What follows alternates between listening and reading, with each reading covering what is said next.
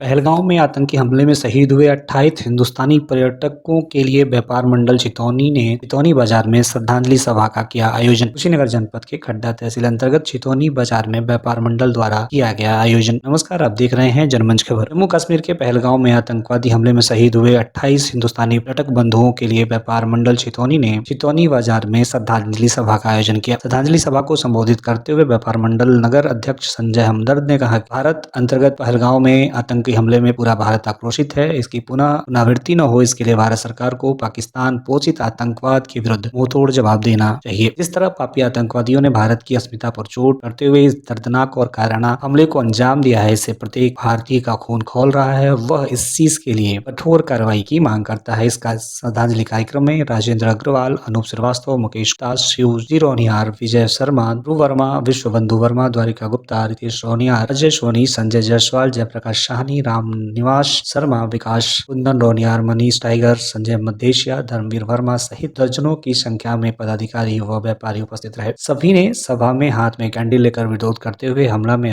में अपनी जान गंवाने वाले सभी को अपनी श्रद्धांजलि अर्पित की। कुशीनगर जनपद से जनमंच खबर के लिए हाजरा अंसारी की रिपोर्ट।